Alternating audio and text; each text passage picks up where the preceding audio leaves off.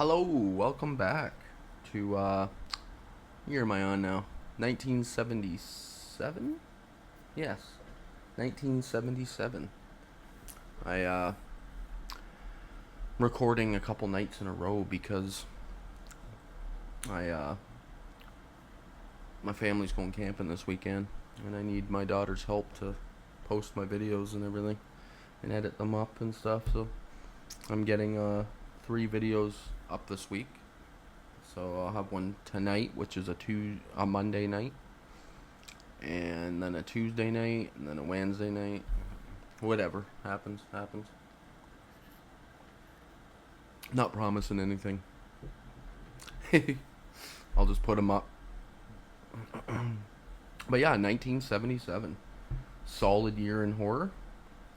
I have 5 titles again for this episode, and the lowest, my number fifth place one, was a 3 out of 5. So all of these are excellent in my opinion, and there's so much to choose from. I actually had quite a bit for this year in my collection, but I just picked these 5 to showcase for this round. Like I said, I'll probably end up doing a round 2 and doing another 5 for each year because I'm just enjoying it. It's just fun. Even rewatching a lot of the movies that I've seen multiple times and getting second opinions. Like a lot of them from the. Well, I'll just get started here. Like this one here, my number 5 of this episode is Orca, the Killer Whale, from Scream Factory. I had only ever seen this once, and it was like a year ago. So I watched it twice. There's the reversible art there. I watched it twice in the last year. And I liked it even more the second time around than I did the first time. I think first time I had it at about a 2.5 out of 5, and this time around I bumped it up to a 3. This is as close to like a Jaws rip-off movie as you can possibly get. Really intense. Richard Harris and Charlotte Rampling both give excellent performances. I love both of them. Like Bo Derek is also in this for a little bit, but absolutely love it. I'll give you a quick synopsis and then I'll give you my thoughts. It says, sleek, intelligent, beautiful, and hell-bent on revenge, producer Dino De Laurentiis and director Michael Anderson join forces to prevent the rousing action to present, not prevent, sorry, to present the rousing action adventure tale of Orca the Killer Whale. It's the story of one powerful being against another, a strong, determined fisherman by the name of Captain Nolan, played by Richard Harris, versus an equally determined killer whale. When the giant whale's pregnant mate is maimed and killed by Nolan, the whale seeks vengeance, smashing boats, attacking seacoast village, and eventually luring his human adversary to a final confrontation in the marine creature's own Arctic turf. Charlotte Rampling, Will Sampson, and Bo Derek, in her feature film debut, also star in this seafaring epic brimming and nail-biting suspense and spectacular special effects. So yeah, it's this. It's a good like character building movie. Like the main guy here at the beginning, him and his fisherman crew, Richard Harris. They go out to try to hunt and kill a killer whale. Not kill, sorry, capture, so that they could sell it to like a zoo or something and make a shit ton of money and just like basically retire. And they accidentally kill a pregnant female of a family of them, killer whales. And it's disturbing. Like they pull this thing out of the water and the baby rips itself out of the inside of the whale and it's like squealing. It's really like Just disturbing as shit, to be honest. And then the male is the only one left, and it's sitting out in the water just staring at them. And then it starts like scream crying, and it's creepy. It honestly, it actually kind of creeped me out. I was like, whoa, that's just uncomfortable. And then he goes back to the village, and all the people at a local sea village are just ashamed of what he did. And Charlotte Rampling is a scientist, and she's trying to tell him that what he did is just a horrendous act. You should be ashamed of yourself. Whales, killer whales, are super intelligent beings, and they'll hold a vengeance. And it does. It follows them to this village where I'm not going to ruin the whole story, but it follows them to the village where it basically terrorizes the whole village. It takes down all the boats of other fishermen. It eats all the fish so that they all kind of are losing money and going out of business.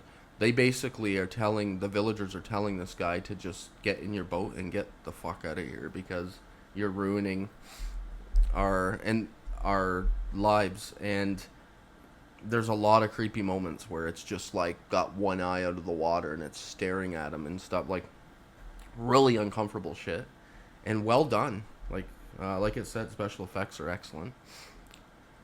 And then, so you kind of are rooting for the whale at this point, right? You're like, yeah, this guy killed its family. It's a horrendous act. You're like, holy fuck. But then it starts to give his story a bit, and he's just a uneducated, stupid fisherman who is just trying to make a buck. He starts to feel extreme remorse, crying. He's like trying to figure out ways that he can redeem himself and stuff. And so you start to feel for him too.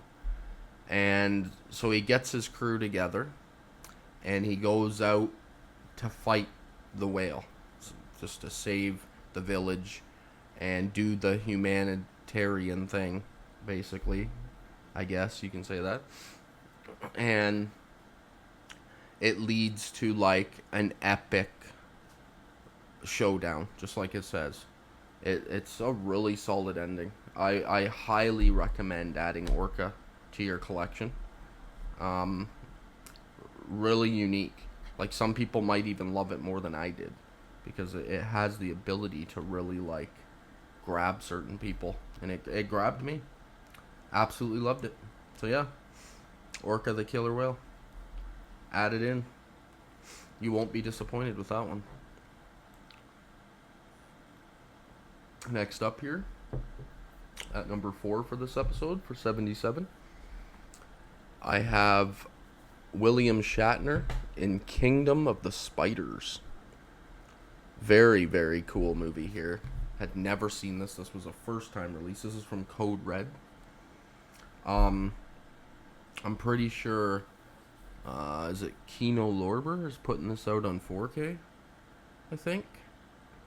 Yeah, I think Kino is putting this out on 4K. But honestly, if you have this, the picture and sound on this are excellent. What can I say? So this movie is infamous for killing a shit ton of real tarantulas on the set. So it gets a lot of hate there. So if you can't handle the idea that innocent tarantulas were killed to make this movie, then it ain't gonna be for you. But if you can and you don't really care, like me, this delivers like one of the best spider movies of all time, I would say. Like, it was actually just unreal good. It starts out with just a tiny little mountain of spiders. Does this have reverse alert? No. Tiny little mountain of spiders in this farmer's backyard. And they slowly just start wreaking havoc in this tiny town. And William Shatner is trying to figure out like what to do about them, kind of thing. And it slowly just starts getting worse and worse and worse. And it leads to a ending that I did not see coming. Really freaking cool. Like, I was like, really? They went there? Like, that's pretty freaking cool. I enjoy that. I'll accept that ending. It's different. But I'll give you a quick synopsis. It says William Shatner stars as veterinarian Rack Hansen in this classic 1977 creep show about an Arizona town infested with a horde of arachnids that turn on humans whose insecticides have depleted their normal food supply. I forgot to mention that. It's all the pesticides and insecticides that are killing all the things they eat, so they decide that the only thing left to eat is farm animals and humans and stuff. It's pretty cool. Also starring Woody Strode, Tiffany Bowling, and Altovise Davis, and directed by John Bud Cardos. Now this drive-in classic. Oh, sorry. Own this drive-in classic from a brand new HD master. Really wild stuff. I was super happy with this movie. I think I gave this one a 3.5. It could have even bordered onto a 4. But other than the ending, I don't know. It's hard to truly rank movies. I kind of rank them against other movies of their genre. So that's kind of how I do my rankings on Letterboxd. But this is a solid 3.5 to 4 from me. I loved every minute of it. I was sucked in right from the beginning to the end. Couldn't wait to see what happened next and what these freaking spiders were gonna do. And they're all real spiders used in the movie, which is pretty cool. Because some of them are some pretty big ass tarantulas. But yeah, Kingdom of the Spiders. Check it out. Add it to your collection. Code Red and then Kino putting it out. Next up here at number 3 for the episode. This was a really freaking cool one too. The Sentinel. This is a definite adder to your collection.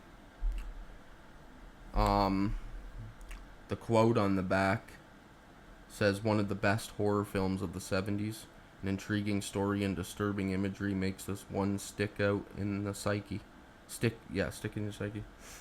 Give you a quick synopsis here. It says, when a beautiful model, Allison Parker, rents an apartment in a gloomy New York brownstone, little does she realize that an unspeakable horror awaits behind its doors. A mysterious gateway to hell. Allison likes her eccentric new neighbors, so it comes as a shock when she's told that, except for a strange old priest, she's the only tenant in the building. Won't ruin anything else. This one's hard because it has such a good storyline that keeps you wanting to see more and figure out what's happening, that I don't want to ruin any of it. Because if you haven't seen The Sentinel, this is an absolute grabber. This is a 4 from me. Easy 4. It also says that based on Jeffrey Convit's best-selling novel, this contemporary gothic chiller features an amazing special makeup effects by legendary Dick Smith and an incredible ensemble of stars including Chris Sarandon, Ava Gardner, Jose Ferreira, John Carradine, Burgess Meredith, Beverly D'Angelo, Jeff Goldblum, Tom Berenger, Christopher Walken. Yeah, stacked young actor cast. This came out. Really freaking cool stuff. This is another one from Scream Factory. Does it give you some reversible here? No.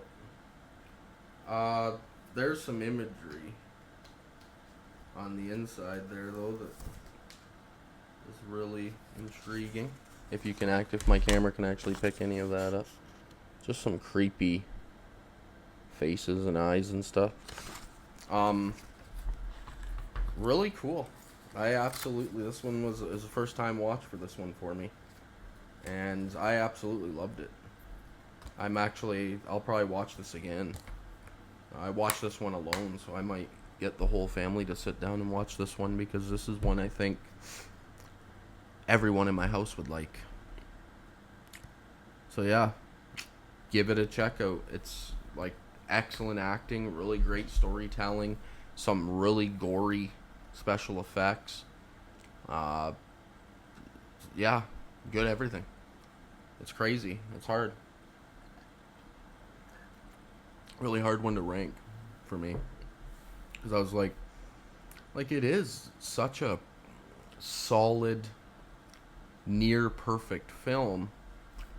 Do I give it a 5? But the way I rank my movies is I base it on what my fives are. Like, if all my favorite movies of all time are fives, if this doesn't rank in with my personal favorite movies of all time, then I don't give it a 5. So, this one is like a 4. Really solid 4. But yeah, check out The Sentinel. Awesome movie. And then I'm going to bring back one that I did on a previous episode here, just because I kind of have to. It's such a classic. And that is Wes Craven's The Hills Have Eyes. This is the collectible 4K from Arrow here. This is the 4K, right? Yeah. Yeah, the 4K from Arrow. I showed this off on my previous episode, but I'll do it again, just in case anybody new's watching. It has the reversible, but it's just the cover art. It's on the front, so I always put the other stuff on it. Yeah, what can I say about The Hills Have Eyes? I watched it again. There's all kinds of these art cards here. Really neat. I don't really get much use out of these. I don't really know what the point of them is, but I'll take them. Makes the case heavy, I guess. Comes with the double-sided poster here. Decent sized poster as well, with your classic art. And then you got your new stuff.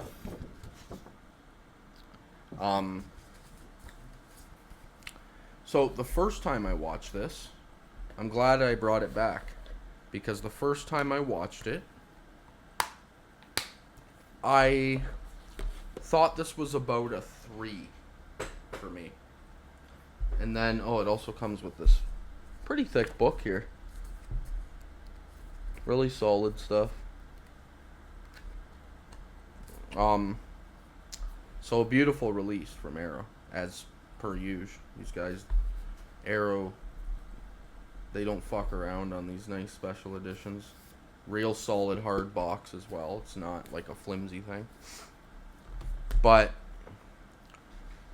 I'm really glad I decided to bring this back and watch it again, because this grew on me on this second watching. The first time it was like a few months ago when I first started my channel. It's one of my first episodes. And it was my first time ever watching it, and I had seen the remake from 2006 or 5 like multiple times. And it's hard when you watch them in reverse, because the remake is a lot like this movie. Like, almost, it's not shot by shot, but it's pretty damn close to shot by shot remake. So it's hard, because that remake is very intense and extremely gory, and just, it's stomach wrenching, right? And this one feels tame compared to the remake. But I like the dirtiness, like just how it feels like Texas Chainsaw Massacre, just hot and disgusting and nasty and brutal in this, and that really grew on me this time around. and I think all the acting is solid. I also love Beauty and Beast, the two dogs. I love the storyline. This franchise has risen on my list after this watching again because I just never really cared that much about the Hills Have Eyes movies. And watching them, in case you don't know, these hill people kill Beauty, one of these people's dogs, and like let's call it the wife of Beast, the other dog. And this kind of is just a dog revenge movie, really. Like like Beast is the one doing all the killing, getting all the revenge. The movie's following him a lot. It's just really solid. Like this is a must grab. That to me, this is like a four, easy four, pushing on a 4.5 for me. Just solid freaking movie. Everybody does their job excellently. Uh, the main actor here, fuck, I'm not, I big on these. Like I know Michael Berryman, but I don't know some of these other people. Um, yeah, it doesn't say their names. Uh, so I don't know, but it's this guy here. He's like the head of the Hill tribe family. His acting is really good. He gives this really creepy section in the middle of the movie where he's eating the arm of the father of the good people that they kill. The guy's dead, and he's cooking him basically, and he's eating the guy's arm while talking to the dead body, and it's so creepy and just uncomfortable. Absolute must see. If you're a fan of the new one, honestly, give this one a watch, and take into consideration the time it was made, obviously, and that it's not going to be as gory as that new one, but it's pretty damn close. It's pretty damn close, and to be honest, the gore doesn't really matter because it's just uncomfortable as shit. So yeah, definitely check out Hills Have Eyes. Beautiful release from Arrow here, but any way you can get it, it's a must add into your collection. I'm a really big, like I love collecting, obviously, and I love buying the nicest versions of movies and just getting it in your hand and you feel like a little kid in a candy store. I love that feeling, but I don't have endless money either, like everybody. So if I have movies on Blu-ray, I usually don't upgrade to 4K because I know I've said this 1,000 times, but I would just prefer to add new movies I haven't seen into my collection or movies I just don't have. So obviously I'm always like, if you can get this movie into your collection by any means, always do. All these movies. Don't have to run out and just buy this specific collection. If you see the movie, grab it. This next one, my number one for 1977, and this one is my number one overall as well for the year. Of everything I've seen from 1977, this is my number one overall movie. And it is Dario Argento's Suspiria. On beautiful 4K here from Synapse. Just absolute must own this 4K. This is something else. Something to behold. There's your classic art there.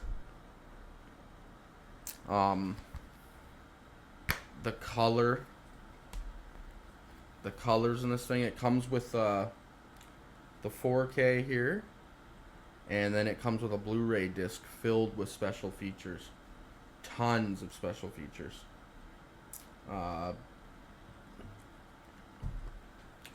Let me just read some of the special features here because it's packed.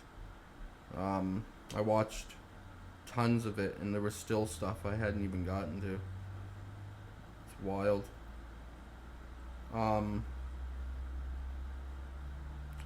Yeah, 30-minute visual essays. There's 40-minute biographies on the movie and stuff, like histories of it. Like, it's just wild, man. But I didn't grow up with this movie. One sec, is this just one of those? Yeah, it also comes with one of those booklets that shows like their entire catalog, Synapse, which is fun to look through those, see if you're missing some that you might want to add.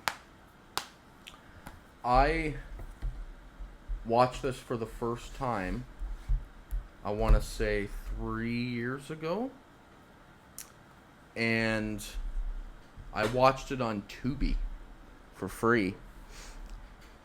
And I had always wanted to watch it. I didn't own it, and I wasn't willing to, like, here in Canada, this Synapse 4K is like $80 by the time you add tax and everything. It's not cheap, and it's hard for me to risk spending $80 on one movie if I've never seen it or don't even know whether I'm gonna love it. So I watched this on Tubi, and the picture's awful on Tubi, and the sound quality shit, and it. But here's the thing: I did enjoy it so much on Tubi, even with the just old. Like it. Here's the thing: it still feels good, like an amazing movie, even when you're watching it, where some of the scenes are too dark and you can't see what's going on. Like Tubi streaming is awful for older movies, I find. And this is I liked it so much on Tubi that I literally went on that night and ordered the 4K. I paid the $80. I'm like, "Yep, yeah, that's one I have to have in this collection." Just the soundtrack alone. I was like, I have to hear this on 4K with my surround system, because it's one of the best soundtracks in movie history, I think. Um, it's all done by like Goblin, the band. Everyone knows a lot. Like, not everyone, but a lot of people have seen and know about Suspiria. I don't need to go too deep on info, but honestly, if you have never seen Suspiria, it's an absolute must see. Just like it's hard, man. Like this movie's easily my number one. This is a 5 for me. Easily my number one of the 70s. Or sorry, not 70s, of 77. And it's definitely top 5 for me of the whole decade, the 70s. And that's saying something, because the 70s got some fucking bangers. But it would be in the top 5. I've watched it 4 times in the last couple of years. Once on Tubi, 3 times on this 4K. And this 4K is just beautiful. This has I think this might be the best color palette in movie history. Like, the colors are phenomenal. The music is phenomenal. I personally really love the witch storyline. I think it's done perfectly. Just everything, man. Watch Suspiria if you haven't seen it. And if you have, watch it again. On this 4K if you get it. But yeah, that's all she wrote from this episode for 1977. That's what that stack's looking like. All excellent titles here. For some people, some of these might be higher than others, because everyone's opinions are different, and everybody loves different kinds of movies. I don't hold anything against anybody. I've been just starting to get into like classic Italian horror. I had never watched any of that, so I have a massive catalog of those I've been buying up and just watching some, and I'm loving all the gothic Italian horror.